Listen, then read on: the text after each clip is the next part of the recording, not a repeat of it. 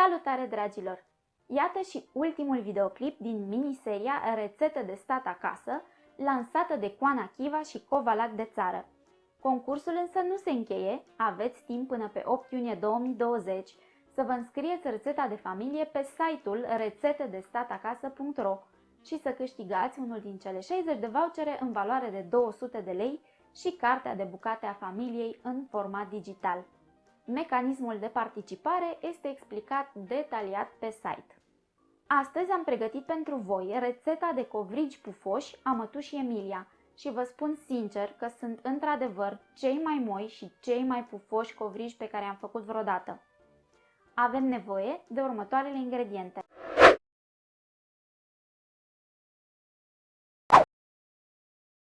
...500 de ml de lapte gras Covalac de țară, 150 de grame de zahăr, 12 grame de sare, între 100 și 150 de grame de unt gras Covalac de țară, 40 de grame de drojdie proaspătă verificată să fie în termen, aproximativ 800 de grame de făină, un ou pentru uns și semințe de susan pentru decor.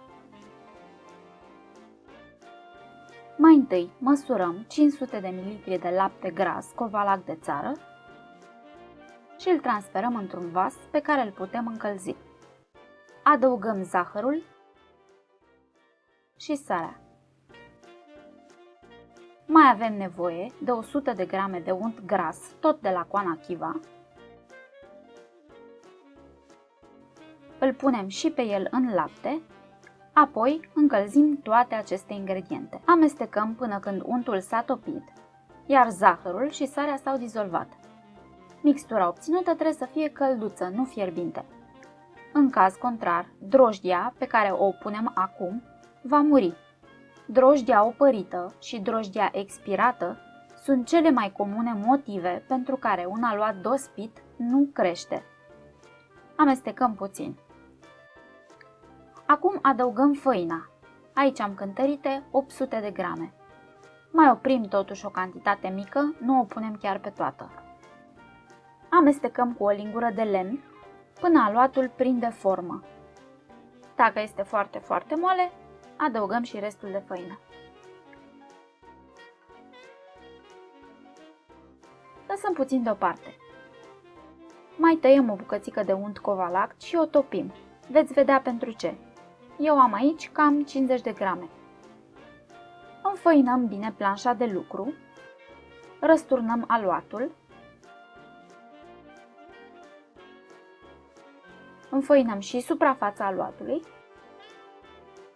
și frământăm. Dacă vi se pare că este nevoie, mai adăugați făină, dar țineți cont că trebuie să obținem un aluat foarte moale și lipicios. Pentru că este foarte greu totuși să frământăm un aluat lipicios, ne vom ajuta de grăsime. Turnăm un topit, doar partea galbenă, suficient cât să ungem bine tot aluatul, cât și planșa de lucru.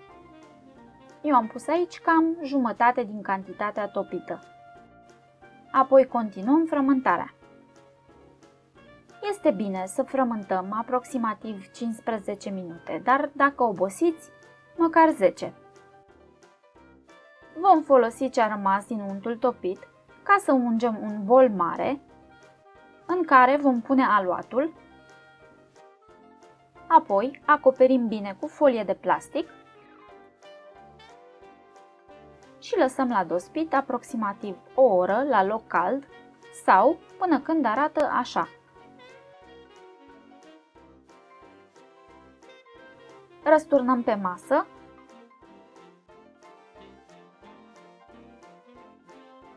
și împărțim în 14 bucăți egale. Pentru că facem covrigi împletiți, fiecare dintre aceste 14 bucăți trebuie împărțită în două. Dăm o formă de bilă fiecărei bucăți de aluat, apoi le transferăm pe o tavă și le acoperim cu folie de plastic ca să nu se usuce. Luăm o mingiuță de cocă și o întindem cu degetele într-un rotocol.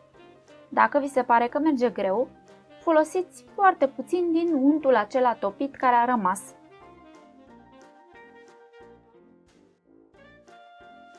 Apoi, rulăm rotocolul obținut ca pe un covoraș.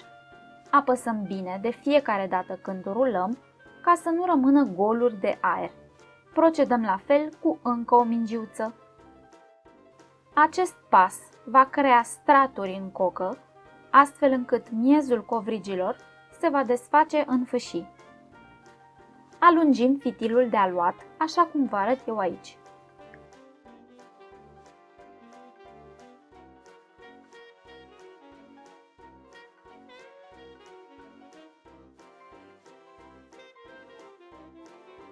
Așezăm cele două șnururi în X și le împletim. Acestei împletituri îi dăm acum o formă de colăcel. Avem grijă să lipim bine aluatul unde se închide cercul, pentru că se poate desface.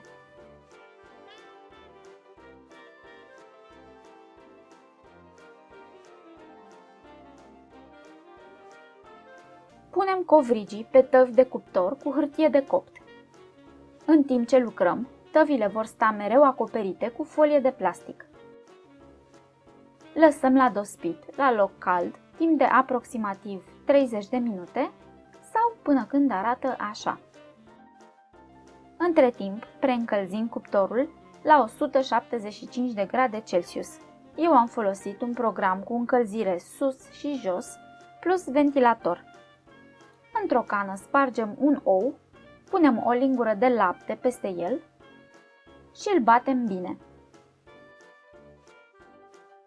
Ungem covrigii cu oul bătut. Îi decorăm cu semințe de susan și dăm la cuptorul preîncălzit timp de aproximativ 15 minute. Poate dura ceva mai mult sau mai puțin în funcție de cuptor, dar, ca să fiți siguri, faceți testul cu scobitoarea.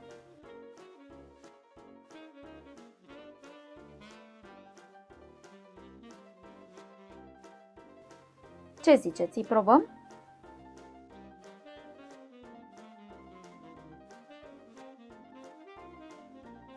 Să vedem cum arată și înăuntru.